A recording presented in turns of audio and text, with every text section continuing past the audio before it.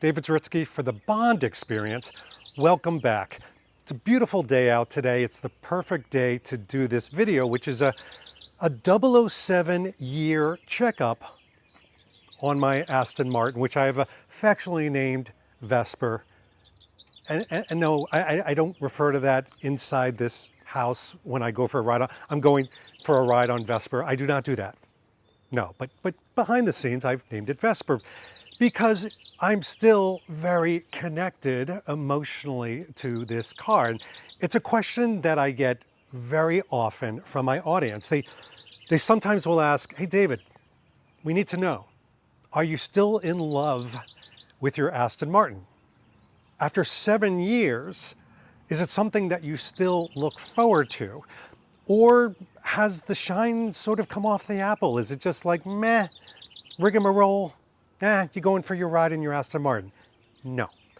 And today I'm going to take the Aston Martin out on the road. We're going to go for a drive, and I'm going to talk to you a little bit about my current experience with the Aston Martin V8 Vantage that I own, and I'm going to be talking about the whole connection to Bond and maybe some other interesting things that you might want to know about. Well, I could wax poetic further here in my driveway, or I could take this out on the road so we can all experience a little bit about the Aston Martin in the field, so to speak. Let's get to it.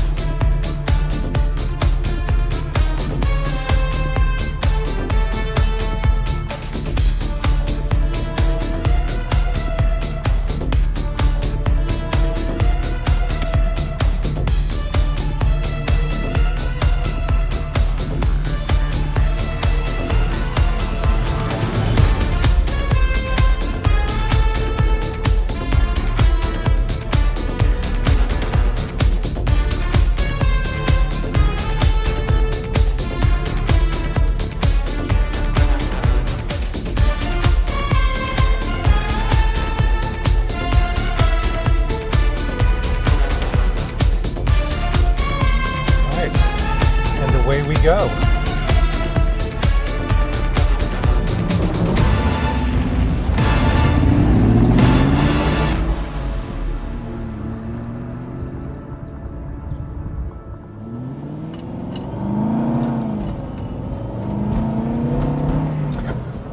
All right, so right in the beginning, let's start with the basics, and that is accessories, not car accessories, what I'm wearing. I do like to gravitate, shock, to James Bond brands when I'm in this car. It's the whole essence, it's getting into the mood, it's the pomp and circumstance. So today, for example, I'm wearing a Sebastian Oliver Brown polo. I've got my Tom Ford Quantum of Solace sunglasses. Yes, they are my favorite sunglasses. They also go pretty well with the whole Quantum of Solace theme that's going on here right now. And not to be undone, the Quantum of Solace Omega watch. Just seemed like the right pairing. And that is part of this, because listen, I'm here to tell you after 7 years, the pomp and circumstance, the accoutrements, if you will, of what I connect with even before I step into the car. Some of the, let's call it preheating, that I do with myself is part of the psyche. I mean, anybody that buys an Aston Martin, don't be overly dramatic, David, maybe not everybody, but a good portion of them have this Bond connection. So going and through the commitment is probably part of the fun.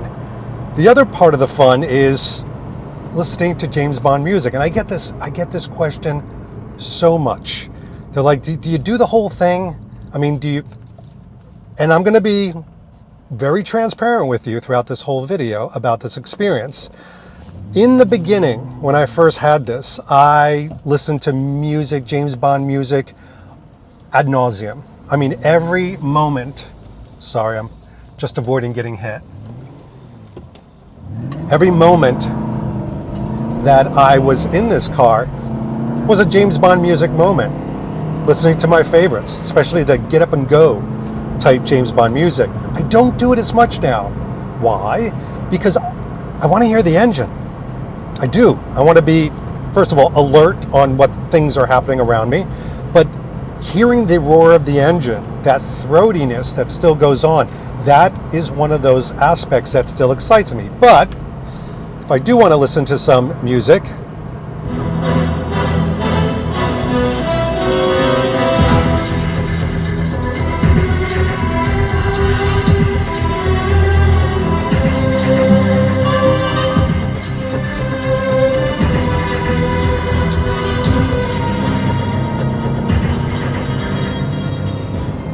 so yes, I have 5 CDs all ready to go, and probably 75% of the music is the really foot stomping, air pumping, driving Bond music. In fact, some of the music is when Bond is driving around, and why not?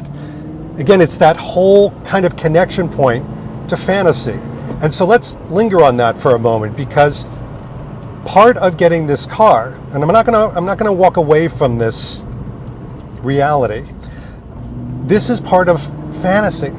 This is part of fantasies come true. And driving this car does make me feel a little bit more like Bond. You know, that kind of travel, location, maybe even like Playboy essence of driving a super car like this, an Aston Martin that connects back to Bond's choice way back when, even during the Connery ages. And obviously this is a more modernized version of it, something that can keep up with my lifestyle, something that's a little bit more realistic. But let's face it, this straddles the world of fantasy. So the music, the clothing, the watches, the sunglasses, and the car sort of starts to piece all of these things together. Now, the Bond experience. I'm not talking my channel here. The Bond experience overall, there is no point in time where I start to feel truly like James Bond in the sense of I can break the traffic laws or try to outrun somebody. No, that's not the case. In fact, I'm going to share something with you after 007 years that I've noticed when I take this for a drive. When I drive around with this, I become an automobile version of Billy the Kid. What are you talking about, David? Let me explain. Anytime some hot rodder or somebody with a sports car, or I'm just going to say it, a younger person that maybe has a new car, Mustang, whatever, they pull up side to me, guess what they want to do? Yeah, they want to turn this into the Fast and the Furious. They want to race me. And although they may work really well in a movie, I am not about to risk wrapping this car around a telephone pole, or, quite frankly, worse, having the other person hurt themselves and other people on the road. And I'm not joking about this. Like, I'm very serious about, I don't speed in this car. And there are probably some of you listening to this right now saying, you're not taking advantage of the full Bond experience. Maybe. And I know this car can handle the speed, but with great power comes great responsibility, and with a great car comes great accountability. And I don't want to be accountable in an accident or a situation. I don't want to be have that. This is about joy. This is about joyfulness and taking this out on a ride. So I respect the traffic laws, unlike James Bond.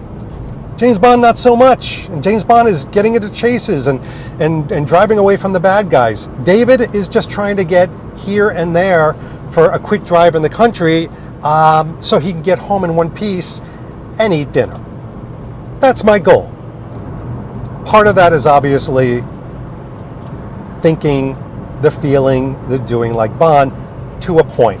And that's a big moment in 007 years of experience.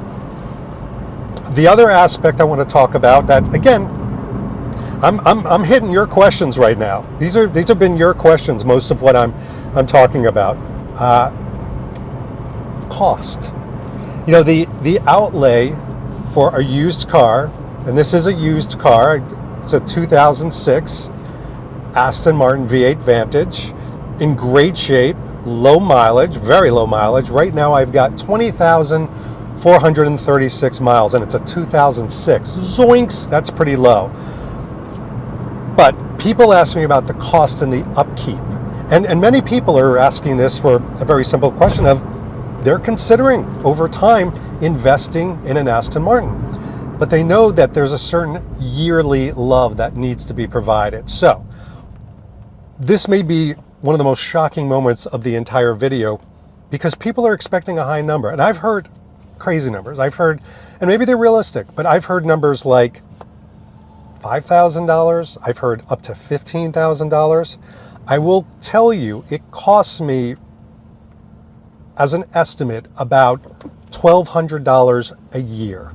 Now that includes everything from registration to little issues that are happening with the car just over time, but very few things. I've had a battery die out in the winter when I didn't know how to handle the battery, and trickle charges and all that wonderful thing, but I've been educated since then, happily. But there's just a normal upkeep, and I don't have a dealership close by, but I have a wonderful, wonderful company called Steel Wings, and they will look after this car. They'll look after the transmission, the fluids, and basically they know the types of things that an Aston Martin like this, especially at a 2006, is going to need to stay healthy. You know, obviously oil changes. And by the way, with an Aston Martin, you get an oil changed yearly, whether you need it or not. Some people will look at a mileage and change their oil. It's not like that with an Aston Martin. You've got to do it every single year. It's part of the maintenance and the upkeep, and it's pretty mild. Again, all staying under the $1,200 line. So how does that translate to happiness? I've been happily shocked, not surprised, shocked. And of course I'm saying all these things, and all of a sudden my car is going to go kaput, so I got to knock on something. But the reality is I haven't had all these issues that a part of when I was going to purchase this vehicle. I did ask around. I thought to myself, I want to hear people's experiences, like how difficult is it, and how much does it cost, and how much of an investment beyond the car. And it's been very mild. I mean, $1,000 to $1,200 a year to keep this puppy going and keep the types of feelings and experiences, I'm in. So I want to talk about something that it takes time to observe this, and it's observation of others. Now, I've posted pictures and video of this car.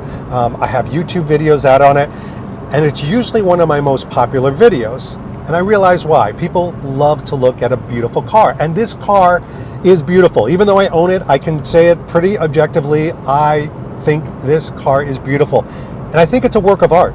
I think it is a technological wonder, but it's a work of art. You know, the multiple suedes that you're seeing, all the different leathers, even down to the smell, and just how the car's lines are inside and out. It's beautiful. So I've taken notice over 007 years, what are other people's perception of the car? I've had things sitting at a gas station, like somebody coming up and going, "So is that a Bentley?" I'm like, "Oh, okay, maybe the thing in the beginning, the Aston Martin symbol in the beginning." Don't know. But there's been a lot of guesses of what this is, and a lot of guesses that were wrong. But people that are in the know, I get a lot of thumbs up. And it's kind of cool. And I didn't notice this in the first few years because, frankly, I was used to just observing the experience of driving it myself. I was so up into looking at, you know, the forests and the trees, but also like what the engine was doing and what was my experience. Many years later, I'm looking at others, you know, people that I might pass or people in other cars. and they're always giving an appreciative nod. But my favorite thing by far, the reason why I'm even bringing up other people's observations, is the best ones. It is little kids. Little kids, whether they walk by this car parked or they see it driving, or if I slow down in a town because I'm driving through slowly and there's some young boy holding his father's hand, he will start to hit his father's leg and go, look, look, look. Their mouths are agape, and they see these. I know why. I know why. It's because they see these as amazing toys. They see these as robots come to life. Whatever they translate their life, these toys that they've seen only in pictures and, well, literally toys, come to life in a full-scale thing. The appreciation that these kids have is overwhelming. I love it. It turns me into a child again, and I get it. I mean, it's almost like young nostalgic efforts come to life. So I absolutely adore seeing that. Absolutely love it, and I can't get enough of it. I purposely will look at it, and my wife Danielle, who's clearly not here, she sees it coming too.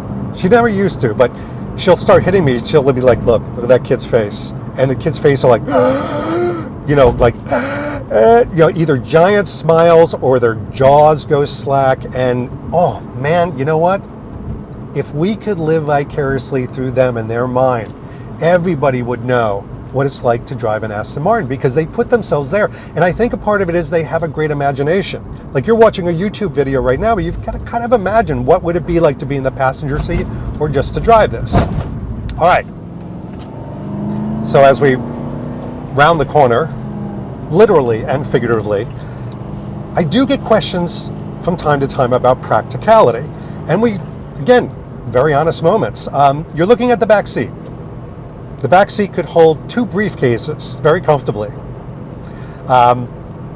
The trunk can hold a small piece of luggage, small, very small, and a briefcase and maybe some coats. Look, this is not a practical car.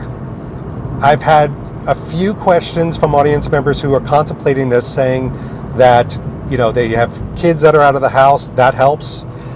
They're at the point in their life where they're empty nesters. That helps. The wife has approved. Well, yeah, that really helps. But can they use this for their daily driver? And my answer is no. Even if you live in California where you don't have to worry about snow, I do have to worry about that. So I have got I do have a daily driver. It's an Infiniti G37X. It's not in the greatest of shape. It gets me here and there. I enjoy it. It's fine. It's old, like me. It works, like me. But this is not a daily driver. This is like this. This is a ride in the country. Enjoy yourself. You can drive it easily, and it's made to be driven several times a week. It's not like, oh, do I take it out once a month? No, don't do that. I did that for a short amount of time. I treated it with kid gloves. This thing wants to be driven. It does. It begs it. It gets upset when it's not, like batteries dying. But this is not something you're going to do day to day. And a lot of it is, it's a relatively impractical sense of, you know, again, that's the back seat. You're not holding kids in there or groceries. The trunk is very small, but it is comfortable. And I do get questions about the practicality of a long drive, because you may have your significant other by you. I love taking Danielle. We call this our date car, because we'll take it to a nice restaurant, or for driving by a place called River Road in New Hope, Pennsylvania, which is beautiful. It's by the river. It's perfect for this type of a car. But one of the aspects that I've noticed is that it is incredibly comfortable. We've driven this for nearly an entire day. And I'm here to tell you that you can absolutely do that. You can drive this car easily throughout an entire day, which is pretty special. Just going to park here for a moment, because you want to know that you're not going to be uncomfortable. And that's one of the beauties of this, is that you're going to be able to enjoy the ride and not suffer. And I know that sounds strange, but I've seen and experienced sports cars where you are literally suffering. You are suffering, and suffering leads to hate. Hate leads to suffer. I did it all wrong. I had rehearsed it, but it didn't go well. Damn it. But it's so enjoyable from not just the longevity of it, but the comfort. So, where are we with this whole schematic? First of all, this was an important update because I get this from so many times, how good is it? How great is it? And I needed to kind of break it down in a really specific way. So it probably seems like a little bit of a duh statement that I would recommend this. If you have the means, if you have the situation, absolutely, I would get one of these if you can. It is fulfilling the Bond dream. And more importantly, after over 7 years, actually, it's more close to like 7.5 years, I have to ask myself a very simple question. And I do this with everything of regrets, no regrets. And most importantly, would I do this again? Would I purchase the vehicle again? And the answer is yes. I step into my garage every time, whether I'm going to be driving this or not, and I look at this and I pause. You could ask my wife. I stop. I look at it. Sometimes I'll sit in the car like this and just enjoy it. Sometimes I'll even get to an appointment like I am now and just sit in the car and look around and enjoy it. That's a testimony. That tells you a lot about the connection that a Bond fan can have to something like this. And I get it. It's very stylish, and it's probably even appreciated that we don't want to be owned by the things that we owned. But there is definitely an intrinsic connection that I have to this car, very much like my watches, where I feel like, oh, my watch, they take on a certain persona. Not family members, nah, not friends. Stop short of that. Don't worry. No reason to call anybody and have an intervention yet. But there is something that connects you to it, and I think it's the emotion that it makes you feel. And that's probably why the keys are called emotional quotient keys. They're not just called keys. They're called EQ keys. And by the way, just to kind of give it a fine point, and being a Bond fan, I even have it on the same keychain that you hardly see in No Time to Die. Yeah. So anyway, there's a bit of an update on my experience with my Aston Martin Vesper. Hope you enjoyed it, and I'm sure I'll do a 008 one next year. We'll see you then. Cheers. Thanks for watching the Bond Experience. If you like what you saw, why don't you subscribe to the channel by clicking this button right here. We'll keep you up on everything new that's happening in the world of Bond. And speaking of something new, here's something new just for you, because we know you so well. Talk to you soon.